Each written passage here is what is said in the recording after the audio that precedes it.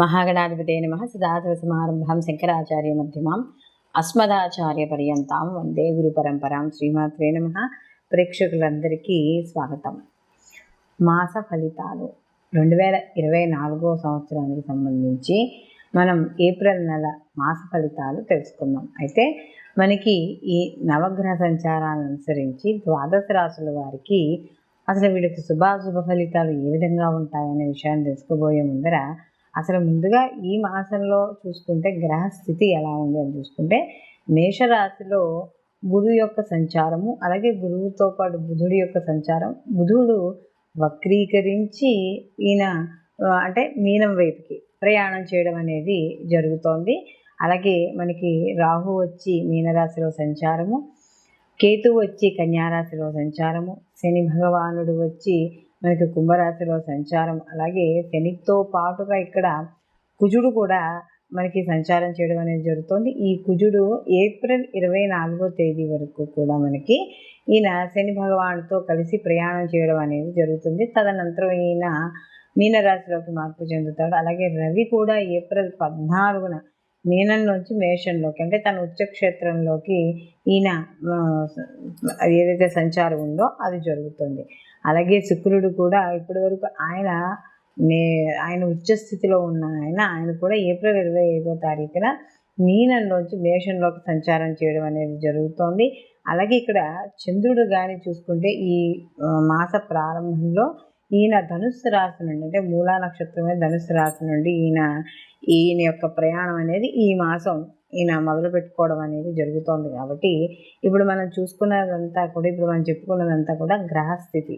ఈ మాసంలో ఈ గ్రహాల యొక్క స్థితిగతులను బట్టి వీళ్ళకి శుభాశుభ ఫలితాలు ఏ విధంగా ఉంటాయి అనే విషయాన్ని తెలుసుకుందాం.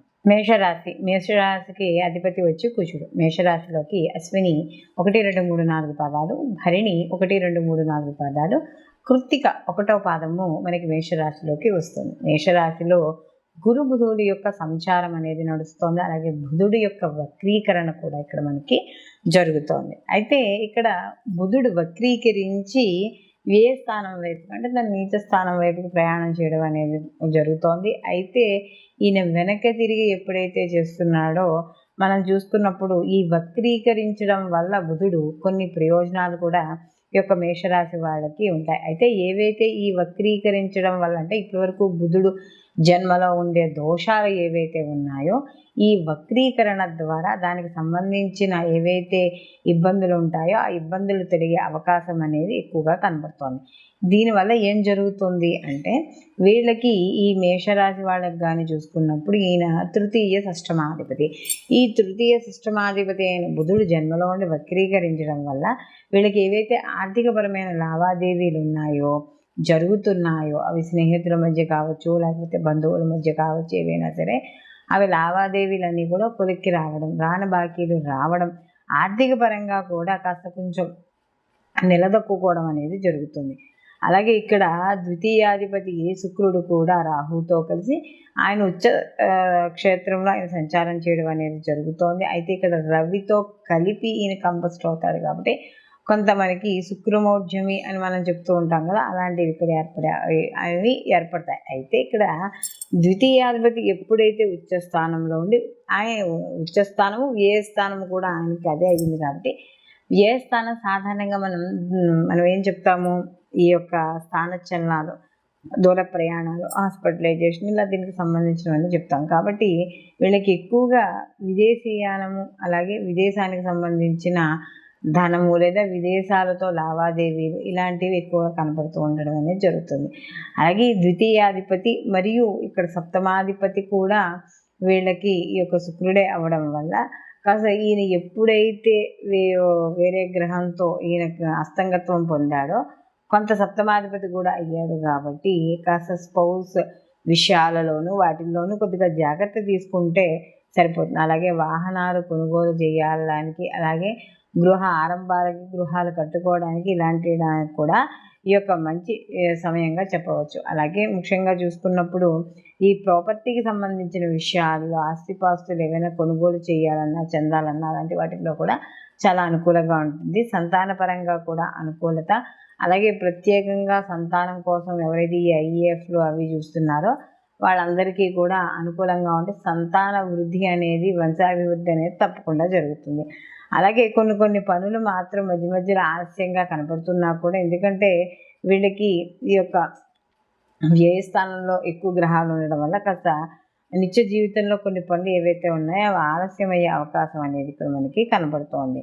అలాగే ఇక్కడ కుజ శనుల యొక్క కలయిక వల్ల కూడా కొంత వీళ్ళకి చిన్న చిన్న మార్పులు అనేవి కూడా చోటు చేసుకుంటాయి.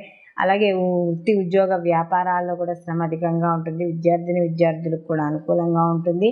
అలాగే ఎవరైతే లలిత కళలు, సంగీతము ఇవి నేర్చుకుంటున్నారో వాళ్ళకి చిన్న చిన్న ఆటంకాలు మధ్య మధ్యలో ఏర్పడే అవకాశం అనేది కనపడుతోంది. కాబట్టి ఎందుకంటే వీళ్ళకి ముఖ్యంగా చూసుకున్నప్పుడు పంచమాధిపతి అయిన శుక్రుడు, పంచమాధిపతి అయిన మనకి ఇక్కడ రవి, అలాగే వాళ్ళతో అంటే ఇక్కడ శుక్ర రాహుతో కలిసి, దాని తర్వాత ఏప్రిల్ కూడా ఈయన నుంచి కూడా ఏప్రిల్ ఈయన 14 నుండి కూడా ఈయన మీనంలోకి ఎప్పుడైతే మేషంలోకి మార్పు చెందుతాడో అప్పటి నుంచి కాస్త అనుకూలంగా ఉండడం అనేది జరుగుతుంది. ఎగుమతి దిగుమతుల వ్యాపారాలు అలాంటివి కూడా అనుకూలంగా ఉంటాయి. అలాగే ప్రత్యేకించి ఎవరైనా వాళ్ళు కంపెనీ షేర్స్లో కానీ అలాంటివి పెట్టాలనుకున్న వాళ్ళకు కూడా అనుకూలంగా ఉండడం అనేది జరుగుతుంది. అయితే మనం ఇప్పుడు ఏ రాశికి ఆ రాశికి సంబంధించిన ఫలితాలు అనేవి చెప్పుకుంటున్నాం. మనం ప్రతిసారి చెప్పుకున్నదే ఈ గోచార ఫలితాలతో పాటుగా జన్మజాతక ఫలితాలు కూడా ఎప్పుడు పరిశీలనలోకి తీసుకోవాలి అని. కారణం దేనికంటే ఒక్కోసారి గోచారంలో అంటే మన జన్మజాతకంలో ఉన్న గ్రహస్థితిలే మనకి గోచారంలో కూడా కనపడడం అనేది జరుగుతూ ఉంటుంది. అప్పుడు వాటి యొక్క తీవ్రత అంటే శుభగ్రహాల కానీ యొక్క కలయిక అయితే ఒక రకంగా ఉంటుంది వాడి స్థితిగతులను బట్టి. అలాగే ఆ యొక్క కలయిక అనేది ఏవైతే గ్రహాలు ఉన్న కలయిక కానీ ఏవైనా శత్రుగ్రహాలు అయ్యి ఉంటే అదే స్థితిని పొందుంటే వాటి నుంచి వచ్చే ఫలితాలు వేరేగా ఉంటాయి. కాబట్టి ఈ శుభాశుభ ఫలితాలు ఏవైతే ఉన్నాయో వాటిని చూసుకోవాలనుకున్నప్పుడు కంపల్సరీగా ఈ గోచార ఫలితాలతో పాటుగా జన్మజాతక ఫలితాలు కూడా తెలుసుకోవాలి. తద్వారా వాటికి కావాల్సినవి ఏవైనా పరిహారాలు ఏమైనా ఉంటే అవి చేసుకుని మనం ముందుకు వెళ్ళడం ద్వారా మన పనిలో సక్సెస్ అవుతాం.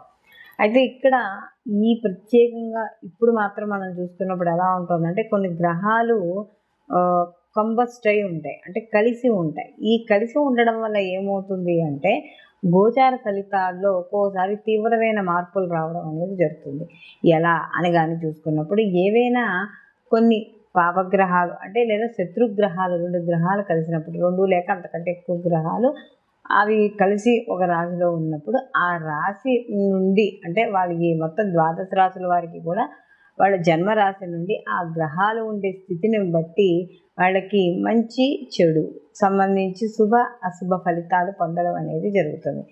ప్రస్తుతానికి మనం ఇప్పుడు కానీ చూసుకుంటే ఈ మాసాల్లో చూసుకుంటే ఈ శని భగవానుడు అలాగే రవి, లేకపోతే మనకి కుజ శనులు, కుజ రవులు లేదా కుజ రాహువులు, అలాగే రవి రాహువులు ఈ కలయిక ఏదైతే ఉందో ఇది కొంత అంటే కొంత సమాజంలో కావచ్చు, కొంత వ్యక్తిగతంగా కావచ్చు, కొంత వ్యతిరేక ఫలితాలను ఇవ్వడం అనేది జరుగుతోంది. అంటే కాస్త అంటే ఎక్కువగా యాక్సిడెంట్స్ అవ్వడం కానీ, లేకపోతే గొడవలు అవ్వడం కానీ, అల్లర్లు జరగడం కానీ, ఏదో రకంగా ఇలా దేశంలో ఏదో ఒక మూల కావచ్చు, లేకపోతే వ్యక్తిగత జాతకాల్లో చూస్తున్నప్పుడు గోచార ప్రకారంగా కూడా కొంత వాళ్ళకి ఈ ఇంట్లో కావచ్చు, లేకపోతే ఏదైనా వాళ్ళు చేసే వ్యాపార సంస్థల్లో కావచ్చు, ఇలా కాస్త మానసిక అశాంతి అనేది ఏర్పడుతూ ఉంటుందనేది మనకి ఇక్కడ కనబడుతుంది. కాబట్టి ఇక్కడ ఈ గోచార ఫలితాలతో పాటు జన్మజాతక ఫలితాలు, అలాగే గోచారంలో కూడా ఉన్న మిగతా గ్రహాల యొక్క స్థితి ఏమిటి, ఏదైనా పాప